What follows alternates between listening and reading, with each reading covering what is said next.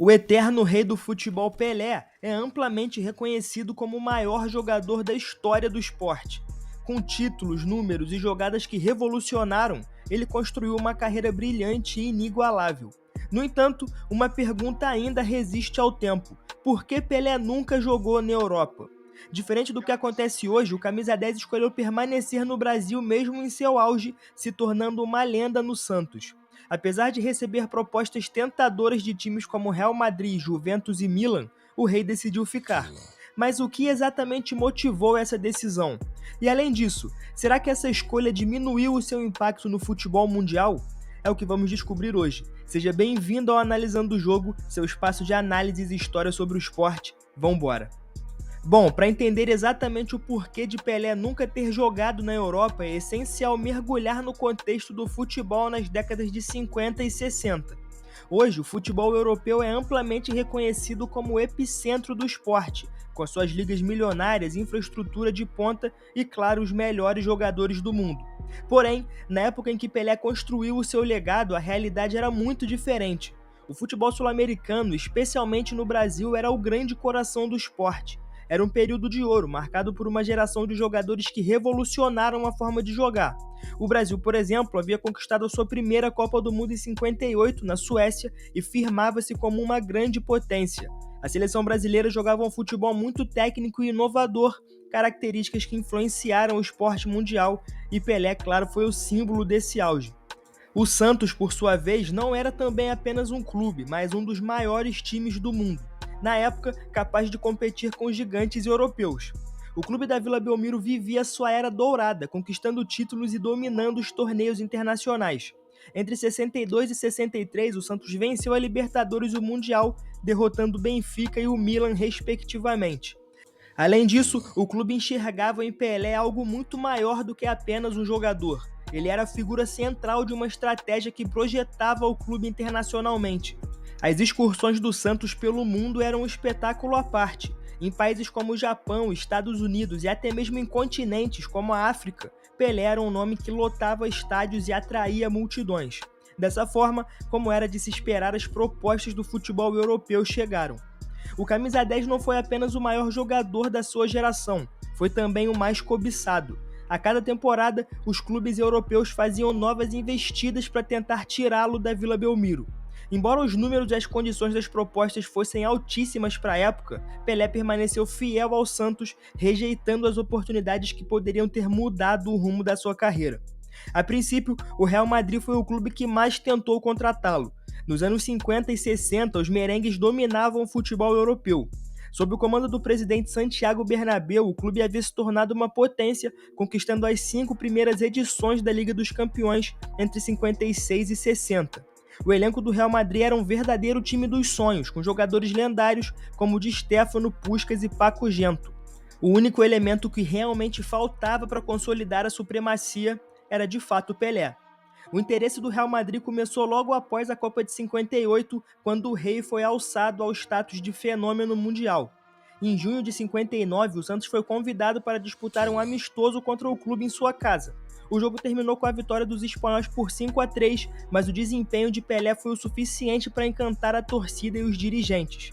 Após a partida, o presidente do clube não perdeu tempo. Ele organizou reuniões com representantes do Santos e do próprio Pelé, oferecendo uma proposta para levar o jovem craque ao Real.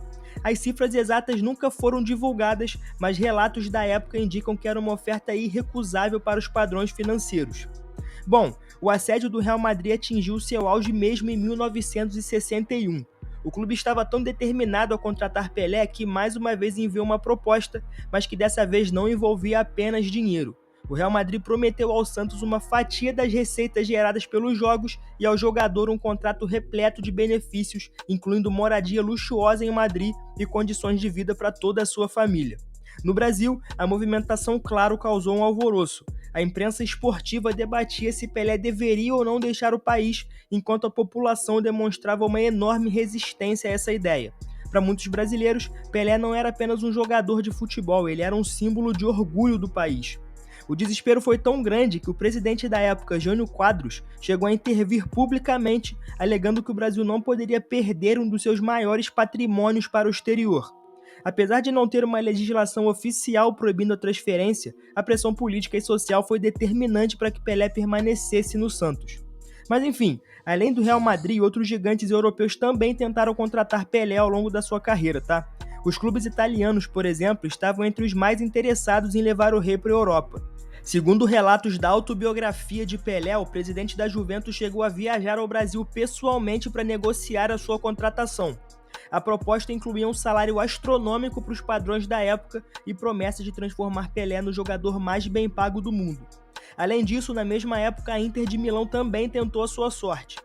O então presidente do clube, Angelo Moratti, considerava Pelé a peça-chave para levar o clube ao topo do futebol europeu. Assim como no caso da Juventus, Moratti não poupou esforços, mas o Santos permaneceu irredutível. Por fim, outro clube italiano que sonhou em ter o camisa 10 foi o Milan. Segundo o PVC, no livro Bola Fora, o Milan fez uma proposta ambiciosa em 63, oferecendo uma quantia recorde ao Santos. Mesmo assim, o clube brasileiro recusou.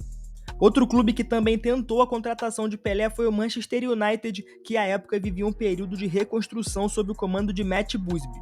A oferta veio em um momento em que o clube buscava consolidar a sua posição no futebol europeu. No entanto, apesar do interesse, o resultado foi o mesmo: Pelé permaneceu no Brasil. Por fim, mesmo em uma fase mais avançada da sua carreira, o rei continuava sendo alvo de assédio desses clubes europeus. Segundo Pelé, uma das propostas mais tentadoras veio da Juventus em 72.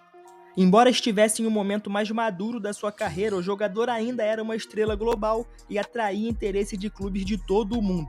No entanto, Pelé recusou todas as propostas, optando por permanecer no Santos até 1974, quando decidiu encerrar a sua primeira passagem pelo futebol. Bom, a decisão de permanecer no Brasil, mesmo diante de propostas irrecusáveis para os padrões da época, reflete um conjunto de fatores que vão além do futebol, tá? Mais do que uma escolha profissional, foi um posicionamento pessoal, cultural e estratégico que moldou a sua carreira e ajudou a consolidar o Santos e o futebol brasileiro no cenário global. Bom, um dos motivos certamente foi a conexão com o Santos e com o Brasil. Desde que Pelé chegou ao Santos em 56, com apenas 15 anos, construiu uma ligação muito especial com o clube. A cidade de Santos, apesar de pequena em comparação a grandes metrópoles, se tornou o palco perfeito para sua ascensão. O Santos ofereceu a Pelé mais do que estabilidade. Ele encontrou no clube um ambiente familiar, acolhedor e uma plataforma para mostrar ao mundo o talento que encantava multidões. No Brasil, Pelé não era apenas o jogador do Santos, ele era uma figura de orgulho nacional. Em um país que buscava se afirmar no cenário internacional em meio às dificuldades econômicas e políticas, Pelé na seleção brasileira e no Santos simbolizava a capacidade de competir e vencer no mais alto nível. Além disso, também temos que citar aqui o contexto econômico do futebol na época. Embora as cifras oferecidas por clubes europeus fossem altíssimas, a diferença salarial entre o futebol brasileiro e europeu nos anos 50 e 60 não era tão gritante quanto hoje. O Santos, por sua vez, conseguia pagar Pelé de maneira competitiva, além de garantir benefícios e premiações generosas. Além disso, Pelé já desfrutava de uma série de contratos de publicidade e patrocínio que garantiam uma renda paralela. Ele se tornou garoto propaganda de marcas nacionais e internacionais, sendo um pioneiro na exploração comercial e no marketing esportivo. Bom, outro motivo que pode ser citado também é a importância do futebol nacional na época. Diferente do cenário atual, onde os principais jogadores do mundo estão concentrados na Europa, o Brasil vivia uma era de ouro no futebol. Nos anos 50 e 60, os clubes brasileiros eram tão ou até mais competitivos do que os europeus e a base da seleção brasileira era formada por atletas que atuavam aqui. O Santos, por exemplo, era uma potência mundial que viajava pelo mundo enfrentando os maiores clubes da Europa. Essas excursões, além de lucrativas, consolidaram a imagem de Pelé como um ícone global, sem que ele precisasse sair do Brasil. Além disso, as conquistas da seleção brasileira, que venceu 3 Copas do Mundo entre 58 e 60, também reforçaram essa percepção. Para Pelé, jogar no Brasil não era uma limitação, mas muito mais uma escolha. Por fim, o último motivo, e que talvez seja o mais simples, mas ainda assim o mais importante para a permanência de Pelé, foi o seu próprio desejo. Em várias entrevistas, ele admitiu que nunca sentiu a necessidade de sair do Brasil. A ideia de construir uma carreira no exterior tão comum hoje não era vista como um caminho obrigatório para os melhores jogadores daquela época. Além disso, Pelé sempre admitiu um certo receio em relação à adaptação cultural e ao distanciamento da sua família e das raízes. para ele, não fazia sentido abrir mão do conforto da sua terra natal e da estabilidade que encontrava no Santos e no Brasil. Bom, embora Pelé nunca tenha jogado por um clube europeu, ele enfrentou os maiores times do continente inúmeras vezes. As partidas serviram mais uma vez como prova de que o talento do rei transcendia fronteiras e que ele era capaz de brilhar contra qualquer adversário em qualquer contexto. Bom, a primeira partida que podemos citar aqui é o jogo contra a Inter de Milão em 1959, que o Santos venceu por 7-1. Esse jogo, que foi válido pelo Torneio de Valência, é um dos maiores exemplos do impacto de Pelé. Com apenas 18 anos, ele já era grande sensação mundial após a Copa do Mundo de 58. Naquele dia, diante de um público de cerca de 60 mil pessoas, o rei marcou 4 gols, todos no segundo tempo. A Inter, que mais tarde se tornaria uma potência europeia, foi completamente dominada por Pelé e seus companheiros.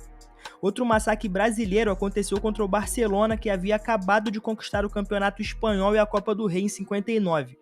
Mesmo com um time rodeado de estrelas, incluindo o brasileiro Evaristo de Macedo, o Barça não foi páreo para Pelé, que marcou 2 gols na goleada por 5-1.